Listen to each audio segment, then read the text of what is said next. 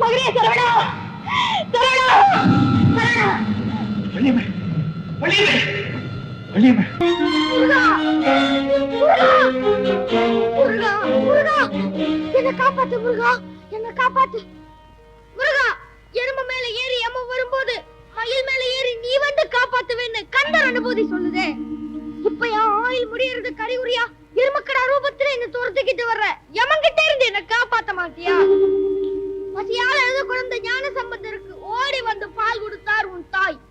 தான் பெறாத குழந்தைக்காக பார்வதி ஓடி வந்து கருணை காட்டி இருக்கும் போது பெற்ற குழந்தைக்காக துடியா துடிக்கிற ஏன் தாய் தந்தை இருக்கு? ஏன் முருகா நீ கருணை காட்ட மாட்டேங்கிற? நீ கண் முன்னாலே இருக்கும் போது நாள் என்ன செய்யும், கோல் என்ன செய்யும், நமன் என்ன செய்யும் என்று பாடினாரே உன்னடிமை அருணகிரி, அது பொய்யா?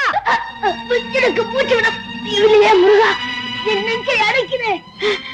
என் கழுத்தை யாரோ இருக்கிற மாதிரி இருக்கிற முருகா, என் கழுத்துல யாரோ கையில போட்டு இருக்கிற மாதிரி இருக்கிற முருகா. முருகா, உன்னை விட்டு போக மாட்டேன் முருகா, முருகா.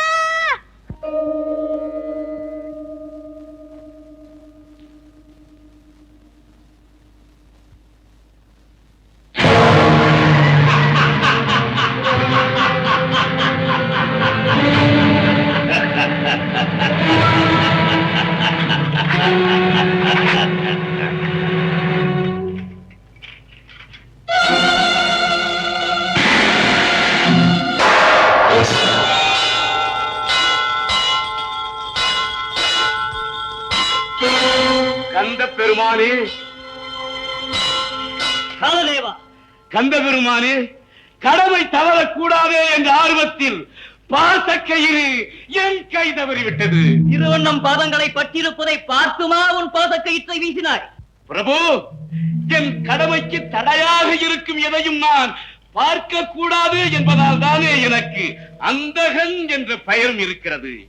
வேலை வந்தது, அவன் விதி முடிந்தது, நானும் வந்தேன். இல்லை, அவன் இம்மண்ணில் இன்னும் பலகால வாழ வேண்டும் என்று யாம் விரும்புகிறோம்.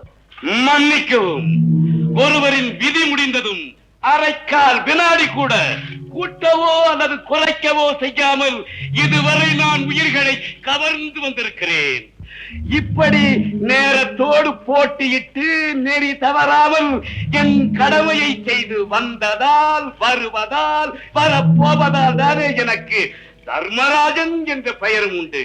அதனால் தானே மும்மூர்த்திகளான அயனோ இல்லை, ஹரியோ இல்லை, அரணோ கூட என் தொழிலில் தலையிடுவதில்லை. யமதர்மரே, யாம் யார் என்பதை புரியாமலே பேசுகிறேன். எம் தந்தை கைலாசபதியே எமது உயிர், அகிலாண்டேஸ்வரி அன்னை பராசக்தியே எமது உள்ளம். பரந்தாமனும் படைப்பவனும் 16 உலகங்களும் என் திசையும் 7 கடலுமே எமது உடன் என்பதை உணர்ந்து கொள்ளும். ஆகவே நமது சரண கமலாலயத்தில் சரணடைந்த இச்சிறுவனின் உயிரை பறிக்க நினைத்தால் உமது விதியை மாற்றி அமைக்க எம்மால் முடியும். அப்போது அயனோ இல்லை, ஹரியோ இல்லை, அரணோ, அம்மும்மூர்த்திகளில் எம்மூர்த்தியும் உம்மை காக்க வர மாட்டார். நீர் சிந்தித்து முடிவுக்கு வர இன்னும் சில வினாடிகள் உமக்கு அவகாசம் அளிக்கிறோம். நீர் 1000 சொன்னாலும் இச்சிறுவனின் உயிரை பறிக்காமல் இங்கிருந்து போக மாட்டேன். நெல்லும் இனியும் போரடி எடுத்து வைத்தால் காலனே அந்த அடியே உமக்கு காரணாகிவிடும். காலனுக்கு ஒரு காரணா? அது இந்த வேலனா? அதுவும் என் சிவபெருமானின் பாலனா?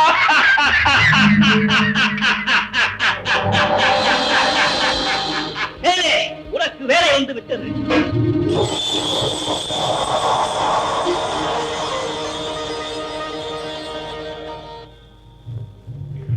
மூர்த்திகளே, என்னை காப்பாற்றுங்கள், என்னை காப்பாற்றுங்கள், என்னை காப்பாற்றுங்கள்.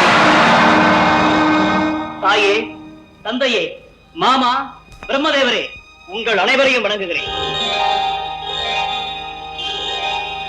கந்தவேலா, கணவத்துக்கு பொருள் தெரியாத காரணத்தால் எனக்கு குட்டு வைத்தாய், கொடுஞ்சிறையில் தள்ளினாய். எதற்கு பொருள் தெரியாததால் இவனுக்கு இந்த நிலை? பக்திக்கு பொருள் தெரியாததால் வந்த வினை.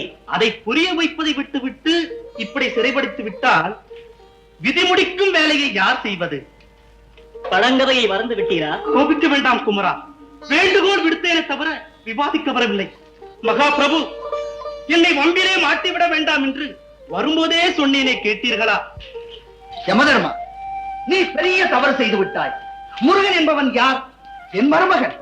பெற்ற தந்தைக்கே பிரணவத்துக்கு பொருள் கூறிய பெரிய ஞானி. 100,000 யானைகள் பலம் கொண்ட சூரபத்மனையே இரு கூறாக பிளந்தவன். பேசாமல் அவரிடம் மன்னிப்பு கேட்டுக்கொண்டு வந்த வேலையை முடித்துக் கொண்டு போகும் வழியை பார்.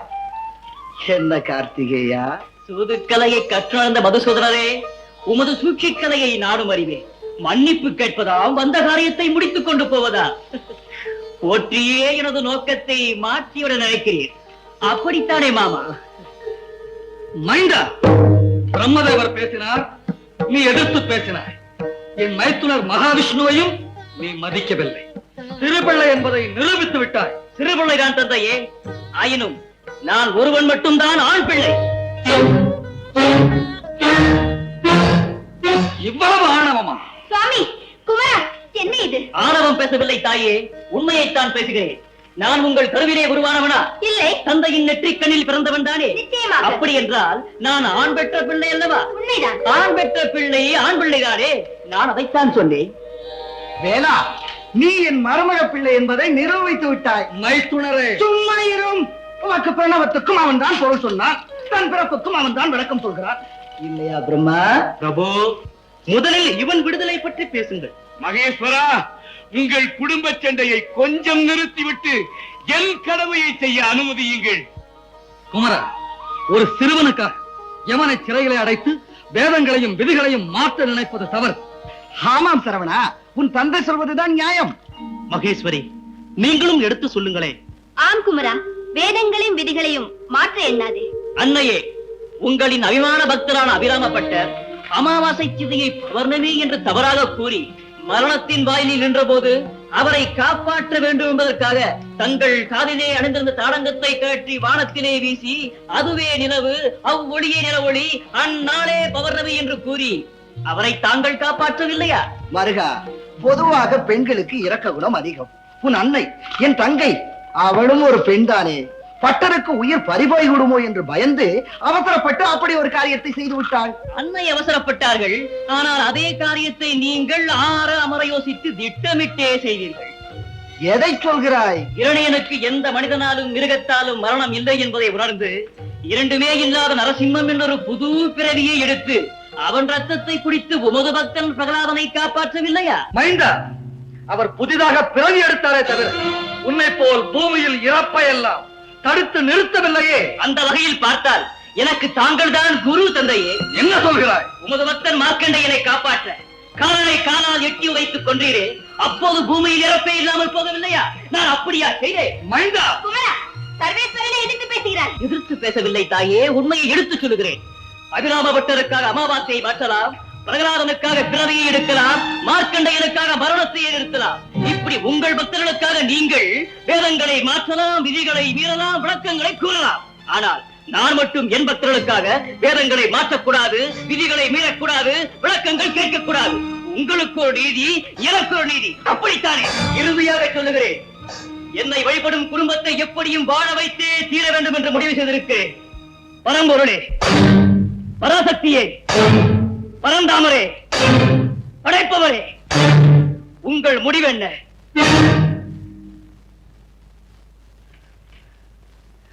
பொறுமையோடு பேசி வாங்க வேண்டியதை போராடி வாங்கும் நிலைக்கு என்னை ஆளாக்கி விடாதீர்கள்.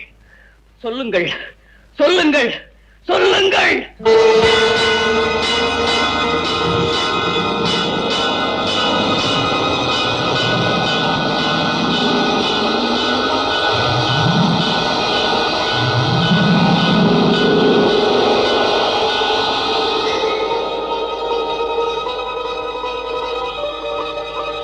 சுப்பிரமணியா, செந்தூரில் சூரபத்மனோடு நடத்திய போரில் அவன் தன் தாய் மாயையின் சக்தியால் 1000 உருவங்களாக தோன்றி உன் பொறுமையை சோதித்த போது எது உண்மையான உருவம் என்று தெரியாமல் கொதித்தெழுந்து முதல் முறையாக விஸ்வரூபம் எடுத்தாய், அவனை அழித்தாய். அடுத்து திருப்பரங்குன்றத்தில் நீ தெய்வ யானையை மணக்க வந்த பொழுது இச்சிறுவனுக்கா திருமணம் என்று சில கேட்டதற்காக சினந்து சீறி எழுந்து 2வது முறையாக விஸ்வரூபம் எடுத்தாய், தெய்வ யானையை மணந்தாய். இப்படி அசுரர்களை அழிக்கவும் ஏளனம் செய்தோரை அடக்கவும் விஸ்வரூபம் எடுத்த நீ உன் பக்தனை காக்க பதைத்து எழுவாய். மீண்டும் உன் விஸ்வரூபத்தை காணலாம் என்றுதான் உன்னை கொதித்தெழச் செய்தோம். ஆமைந்தா, அதற்காகவே உன்னை எதிர்த்து பேச நமனுக்கு கூட உன் தந்தையார் கட்டளையிட்டார். பிரபு, இது மும்மூர்த்திகளும் சேர்ந்து நடத்திய திருவிளையாடு. ஆம் மைந்தா, உனக்கு என்ன வேண்டுமோ கேள். தந்தையே, இதுவரை இதிகாச புராணங்களிலே இல்லாத ஒன்றை நான் கேட்கப் போகிறேன். இந்த வினாடி முதல் முருகா முருகா என்று உள்ளன்போடு யார் என்னை வணங்குகிறார்களோ அவர்களையெல்லாம் காலன் என் அனுமதியின்றி நெருங்கவே கூடாது.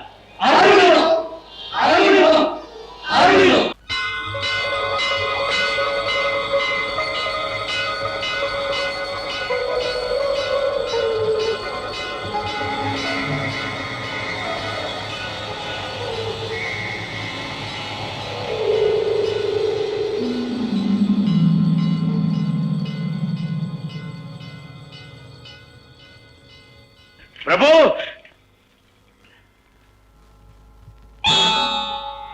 சரவணா, உன் பக்தனை காப்பாற்ற இவ்வளவு போராடிய நீ அவனுக்கு அற்பாயுளை கொடுத்து ஏன் அந்த குடும்பத்தையே அல்லலுக்கு ஆளாக்கினாய்? அன்னையே, ஒரு முருகன் அடிமைதான் தனக்கு கணவனாக வர வேண்டும் என்று விரும்பிய எனது பக்தை அவள் குழந்தைக்கு மட்டும் அறிவும் அழகும் வேண்டும் என்று கேட்டாலே தவிர எனது அடிமையா இருக்க வேண்டும் என்று கேட்கவில்லை. அதற்கே இந்த சோதனை.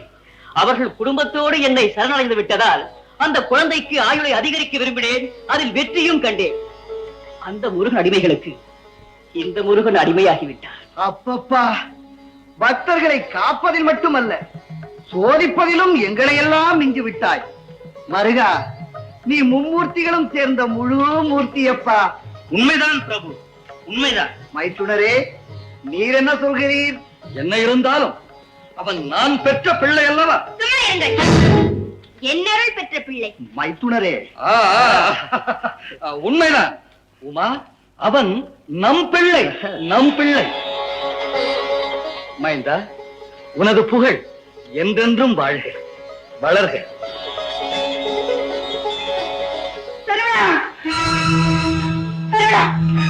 வெளியுமே கோபுரத்து மேல இருந்த போது மகனே சரவணான்னு மயக்கம் போட்டு விடுந்தேன்.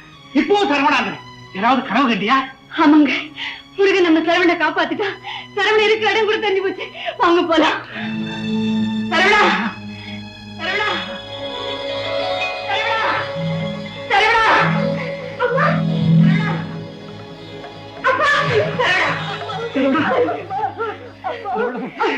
சரவணா, அம்மா, அம்மா, எருமை துரத்திக்கிட்டு வந்தது அது எமன்தான் நினைச்சு ஓடி வந்து முருகா என்ன காப்பாத்துன முருகங்கால இறுக்கி கட்டி பிடிச்சுக்கிட்டேன். அப்படியே மயக்கமாயிட்டேன். அப்புறமா என்ன நடந்ததுன்னே தெரியாதுமா. எனக்கு தெரியும்பா, முருகன் யமன் கூட போராடி உயிரையே காப்பாத்திட்டான். ஆமாப்பா, இனிமே நமக்கு எந்த குறையும் வராது. நமக்கு மட்டும் இல்லப்பா, நெஞ்சில் உருகால் நினைக்கும் இருகாலும் தோன்றும் முருகா என்று ஓதுவார். உண்மைதான்ப்பா. சரவணா, நீ பெரிய புத்திசாலி, அறிவாளி. முருகா, முருகா, இதே மாதிரி ஊர் உலகம் எல்லாம் என் மகனை பெரிய அறிவாளி, புத்திசாலி. வரும்போது நான் சொன்னதை மறந்துட்டீங்களா? குழந்தை இப்படித்தான் இருக்கணும்னு நான் கேட்டதுனால தானே இவ்வளவு பெரிய சோதனை. இனிமே இவன் எப்படி இருக்கணுங்கிறத அவங்கிட்டே ஒப்படைச்சிடும். முருகா.